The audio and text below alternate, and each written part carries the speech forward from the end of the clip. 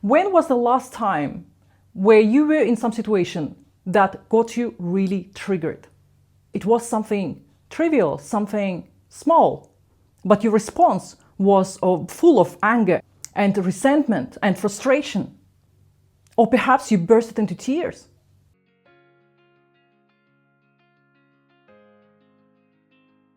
Hello and welcome back to my YouTube channel. My name is Elmira and I am a psychologist with experience of creating online courses on psychology and self-development, on spiritual psychology.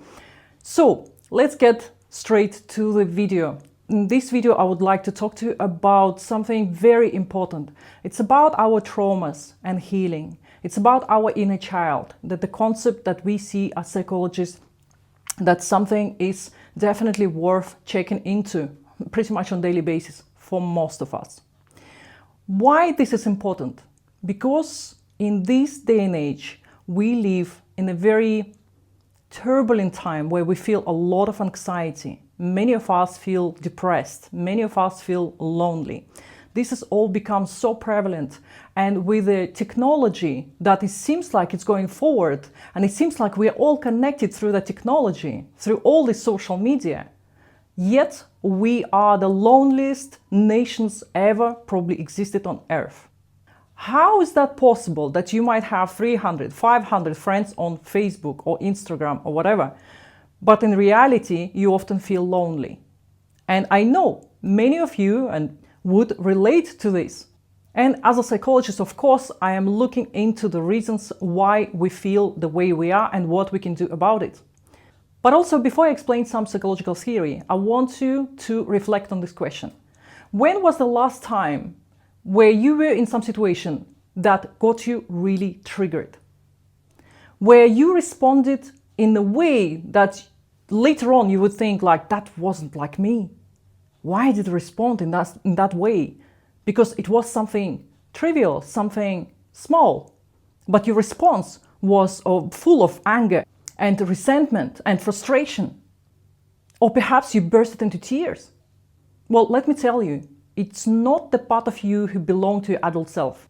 It's probably your past wound that's being triggered. And that past wound can stem all the way to your childhood. Your inner child got triggered. So what are the triggers? Triggers are intense emotional reactions that are disproportionate to present moment because they are linked to the past. So they are reminders of unhealed wounds. For example, your friend forgets to text you back. You don't just feel annoyed, you feel abandoned. This isn't about the message, it's about an old wound, perhaps of not feeling important as a child. So what is that concept of inner child? How do we look at in psychology?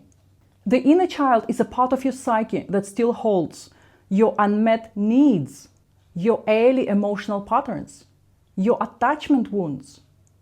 And Carl Jung described this as the divine child, a deeply vulnerable, creative and wounded part of ourselves. And when the inner child is ignored, it acts out through fear of rejection, through people-pleasing, through explosive emotions, through emotional withdrawal. But when your inner child is seen and loved, this is when healing begins. So why those triggers are the opportunities to heal? Well, in trauma-informed psychology, we say every trigger is a teacher. It shows us what still hurts and what needs healing, and where we are not yet free. So instead of fighting your trigger, I ask you to pause and ask, what is this reminding me of? What does my inner child need from me right now?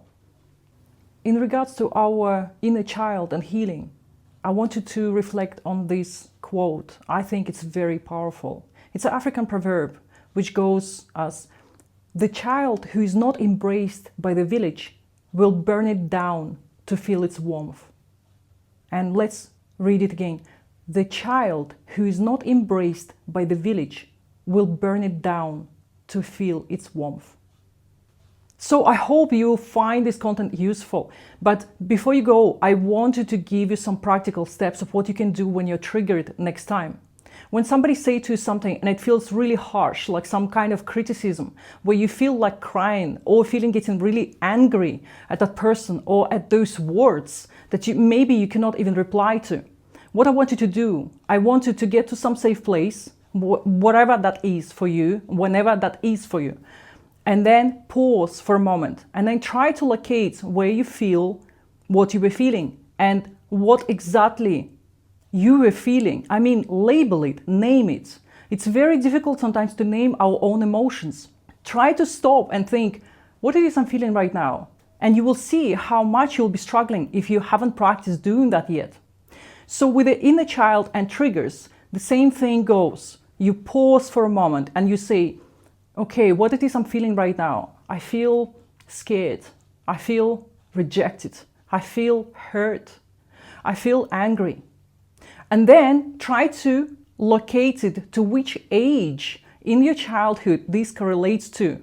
Which age reminds you? When were you feeling like that? Try to find that connection with your past. And you will see, and you might be surprised. It might be as early as 5 years old. Some memory might come up where you felt like that. And after that, you validate it. You say, oh, it makes sense why I feel the way I feel. And the fourth and a very important step is to repeat to yourself, I am here right now. I won't abandon you. So you're talking to your inner child. You put your hands on your heart and you say to yourself gently and repeat it as many times as you need. I am here for you. I love you. You are safe. I am safe here and now. Things like this will calm and soothe your nervous system, and your inner child will begin its healing. So I hope you found it useful, and if you do, share with others who might benefit from it. Don't forget to subscribe it, and I will see you in my next video.